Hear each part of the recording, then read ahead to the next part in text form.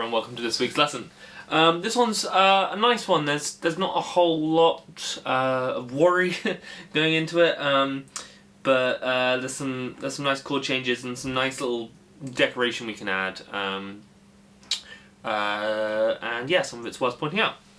So this is Why Must I Plead? Drop D, 3rd fret, so it's in F, out of a D position. And essentially it's the chords of D with an F sharp in the bass. Right, so just don't worry about the top string so much. We're not really doing that, it's just F sharp, A, D, G.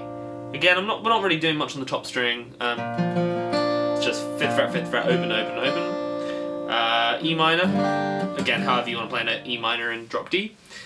B minor, and that's pretty much it. Pretty much straightforward, 1, 4, 5, 2 and 6. All the classics, all the classic chords. But what's nice about this one, the one thing I really like is it's got some like sonically just some crossover for me with like Misunderstood, that especially that lick of over the Why must I plead?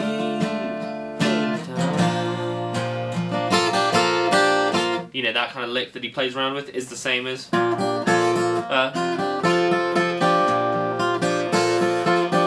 you know, that kind of like playing with this big major 7th sound out of a drop D sound is really nice. But let's just dig straight into it. So there's I'm just having a look.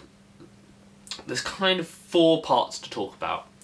So we have that kind of riff, the verse, sorry, where most of it's just over a D really, and it's very free. It's a lot of like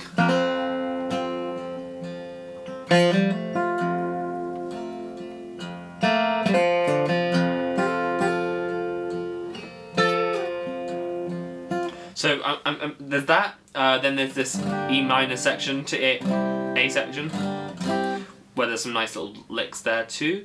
And then you kind of have the chorus together, which is the kind of pre-chorus and the chorus together. So that's the pre-chorus. And then you get the chorus, or the tag.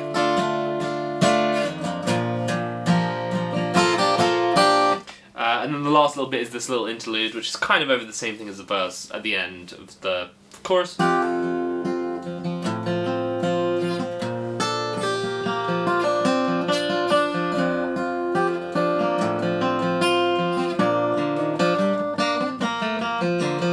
It's just kind of noodling over those chords. Alright, so we'll get straight into it. So again, I'm hyper picking. You can do this anyway. You just flat picked. It's just about space. So even if you don't strum it, basically, or at least don't strum the whole thing. You can strum, but for the you don't want the verses to be like. Get very boring very soon, right? But essentially it's just D for 6 bars, or like it's like a crossover where it goes to that D with an F sharp. So you have, so just think about how you want to play it. So I start kind of each bar with a big low D that I want to ring out for the whole bar, and then I'm using my pick, middle finger and 3rd finger to kind of just.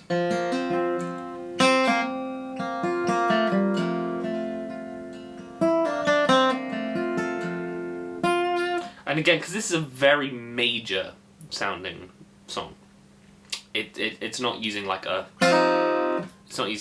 flat 7 or anything. It's major.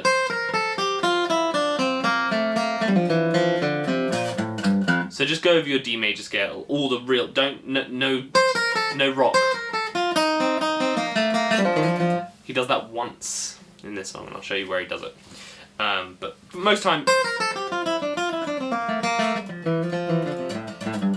Stick to the basics, and it's going to sound good. So we're going to use that D chord. So again that big low note, and then playing around D major.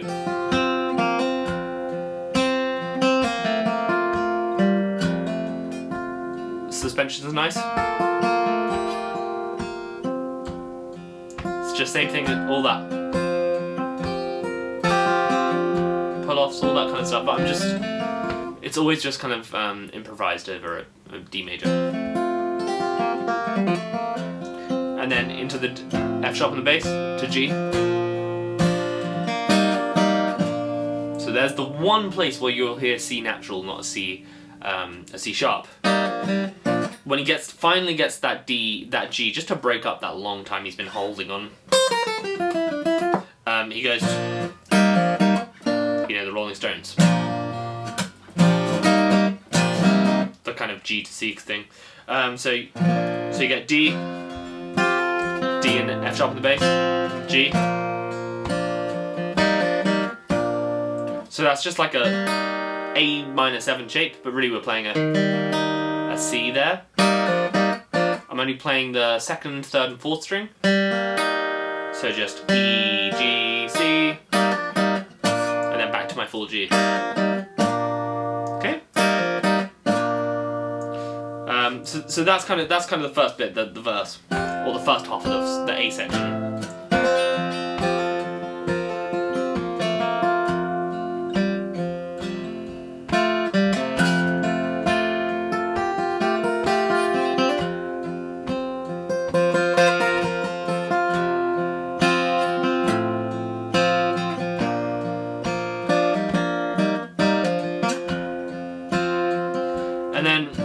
And then it goes down to the E minor, which is just really simple E minor.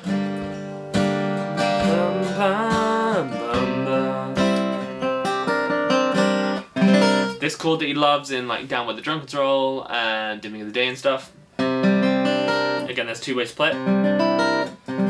Basically, it's an A9 or an A suspended 2nd with this dominant 7th in there too. So in this case, I think the way that suits this song the most is open A, 2nd fret D, 2nd fret G, open B, so there's your 2nd, and then 3rd fret E, so that gives you your dominant 7th. So you get E minor,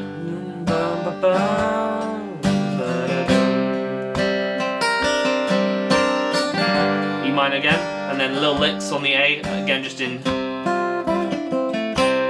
D major, or here's another one. Usually it's just twice. This one's nice, which is a nice little one. So usually when you're in this position, it's quite often to do the like, right? You can do that everywhere. Wield it. But what he's doing is he's sliding on from the 4th fret to the 6th fret on the G, so up to the major 3rd of your A chord. And then he's playing the open B, and then the 5th fret top string. So you end up with, again, another suspended A chord. So it's 6th fret G, open B, 5th fret, high E. So again, so here's 2.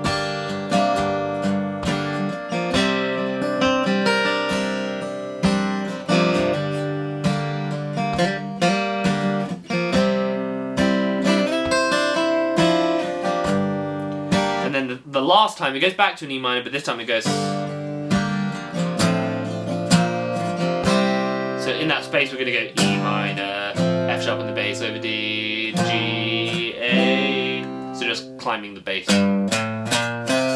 So you get E minor, D with an F sharp on the bass, G, A. And then hold that A, and that's going to get us into the first section of the chorus or the pre-chorus, whatever you want to say, which is the easiest bit, which is just D, G, and A.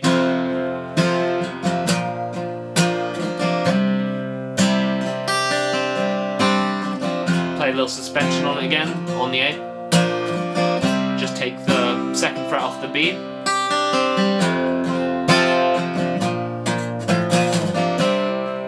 Do that twice, and then you get to the kind of why must I plead?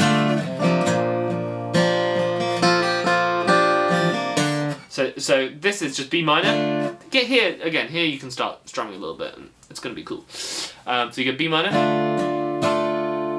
Nothing going on there, then to a G. Again, I'm playing it, I'm not playing the high E string at first, it's just 5th fret, open, open, open. But then I will go, basically adding the top 2 notes of a D major chord, which is a D and an F sharp, 3rd fret B, 2nd fret E. Again, it's a bit of a stretch, it's the I Misunderstood lick, but that's what I kind of want to get.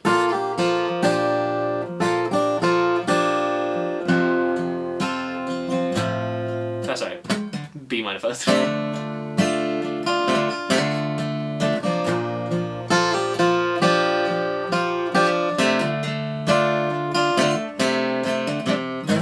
The other thing is, it's got that kind of thing you always does on B minor, where you get that little hammer on, really quick hammer on, just on the A string to B. And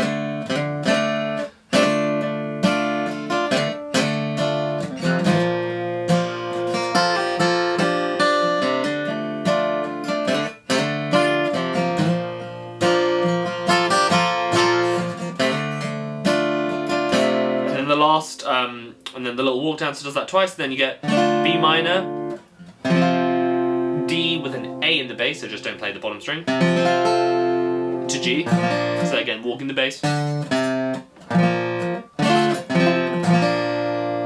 A, and that kind of finishes it off back to the interlude.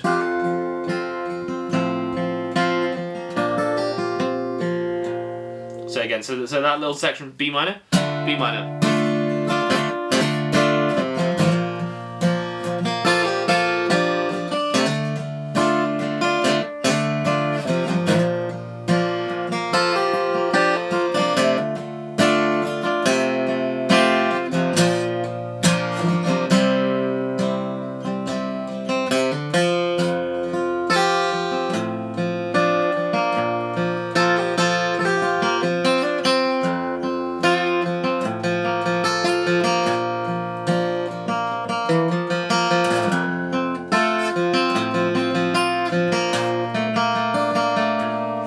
So again, last little thing, again that's all just D major, but again a big thing I'm doing is I'm using the major 7th that we're playing around a lot with over that G. I'm just using it in the lower register, which has a darker sound. So that's just adding into my G, 4th fret on the D string. Especially in the interlude it's nice, it's got this kind of mysterious.